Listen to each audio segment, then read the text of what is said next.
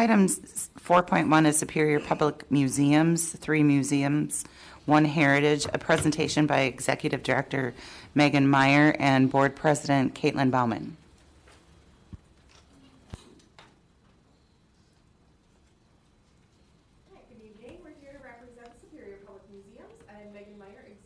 Whoops, there we go. Again, Superior Public Museums. I'm Megan Meyer. I'm Executive Director. Good evening, everyone. My name is Caitlin Bauman, and I'm the Board of Director President.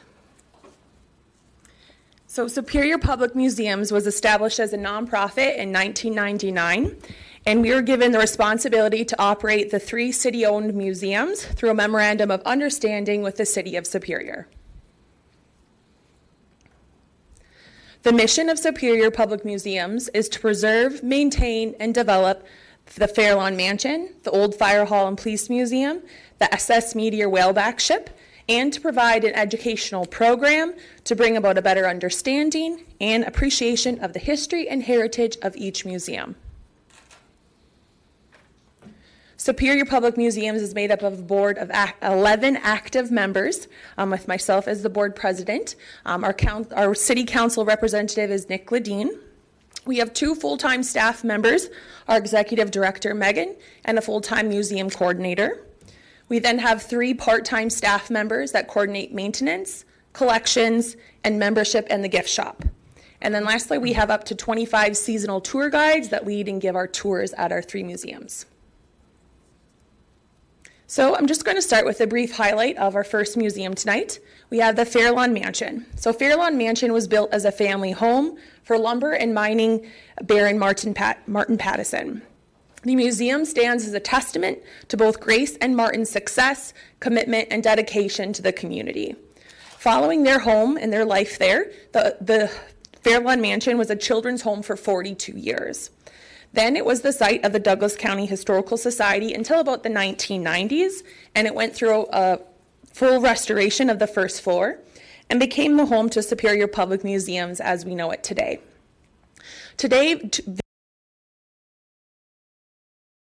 visitors can tour the Queen Anne Historical Home, to review the 4-story historic spire that we all see when we drive down Highway 2. They can tour the Children's Exhibition, the Children's Home Exhibition, and tour a wonderful Victorian home. So I'm going to highlight some of the activities, programs, fundraisers that we've been having going on. Obviously, everyone knows the Ice Cream Social that's held annually in July. We have offered a children's home Easter.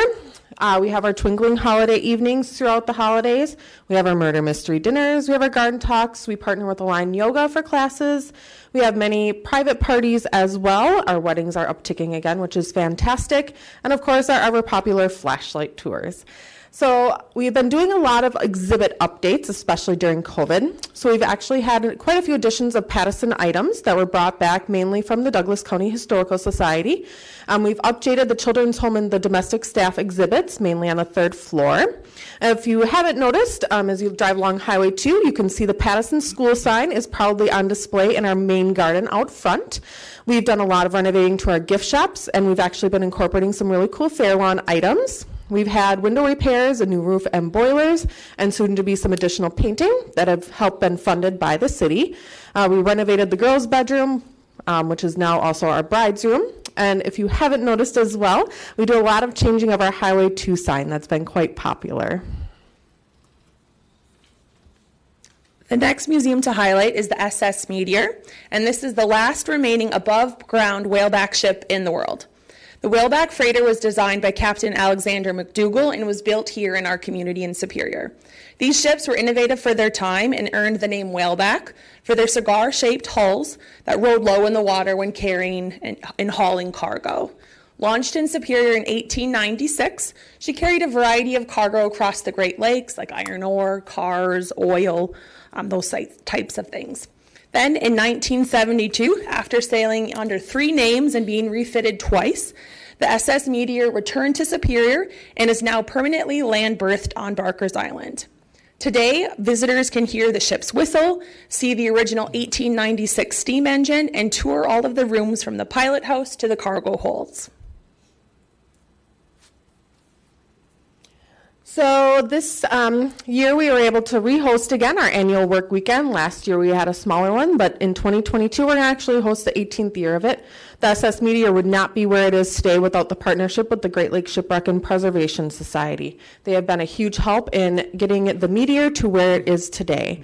We host McDougall's Dream, which is held in the fall, and this year we're going to also do a conjunction event as the Meteor turned 125 years this day from its launch in April. We have discounted tours throughout the season, and again, we do some classes with Align Yoga.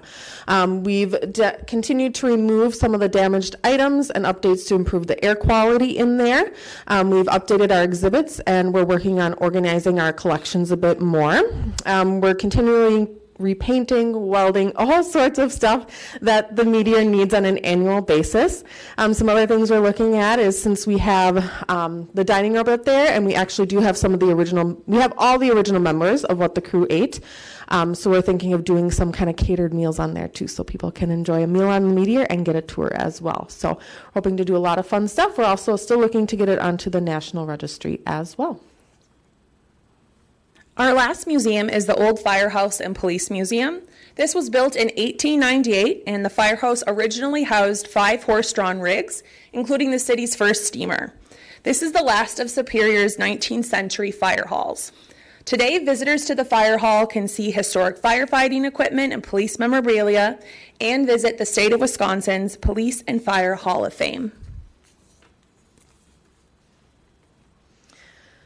So the fire hall is our third location, and that's one we've been paying the most attention to, I'd say, over COVID. We've had our annual mini golf.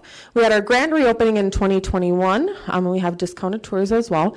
So the biggest repairs that happened, especially during COVID, was the captain's bedroom. We partnered with the city to get repairs done to plaster, and all the flooring was completely redone in the captain's bedroom as well. So it was a year-long project, so it actually kind of worked in our favor to have COVID. We have had new tower windows, which again was a partner with the city. We've had improvements to the sidewalk. We've really worked on organizing the exhibit there, and we've also upgraded the gift shop and now have a nice welcome desk when people enter the museum. So I'll do a brief overview of what we did during COVID. So obviously we incorporated additional cleaning protocols. We've kept our tour sizes smaller.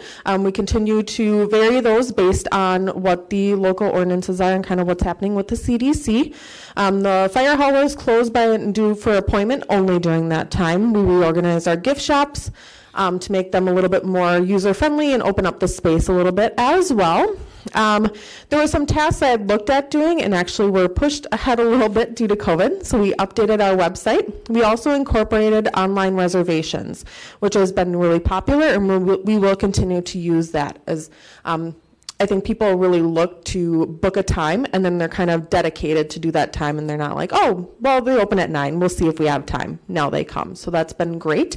It's also a great way for us to communicate with people if we have weddings and private events. We did secure some grants from the state, and we also did get 2 PPP loans as well. So something major I wanted to highlight, during COVID, most museums were actually operating at 10 to 15% capacity for attendance. And nationwide, it ranged from 10 to 25%. During COVID, when we reopened in June, we actually operated at 50 to 60%. So we were doing really well compared to the rest of the state and nationwide. And we really continue to increase our tours starting in 2021. So finally, some highlights that we're going to have coming up. We are going to be doing some branding and logo updates. We're going to look into doing some special short-term exhibits. We have one planned with the Douglas County Historical Society. We're going to continue to integrate updated new tour options, updating our rental policies, continue to work on our memberships. We've incorporated a membership program that's been really popular. Our community outreach. Coming up September 10th, 11th, and 12th is a museum crawl with all the Superior museums, which is going to be a lot of fun, and continue to increase board members, and as well as look at the future long-term for our sites, what we really want to look at for renovations with Fair Lawn, do more restoration on the 2nd and 3rd floor, the Meteor, and whatnot. All right, so thank you for your time. Is there any questions? Are there any questions or discussion? Councilor Van Sickle. Thank you. I just wanted to say to President Bauman and Director Meyer, thanks for your time and your expertise. I think that this is the first time, maybe since I've been here, that the museums have come to visit us, and I know that you've had kind of a rough go getting started. So just on behalf of President Elm and myself, we've really made a commitment in the 21-22 cycle to just really have an intentional focus on council engagement and education to better integrate your work with ours. So thank you. It's been great having council representatives attend our meetings too, and we'll continue to do that as well. Any further discussion or questions? Mayor? Councilor Ledeen. Yeah, I'm here. I just want to take a brief moment and say thank you to Caitlin and Megan. They truly have done an amazing job here on the Superior Museums. I am the rep there, and it is enlightening to see all the hard work and preservation that they have done, and I just want to thank them. Thank you. Thank you. Further discussion? Thank you both very much. Great job.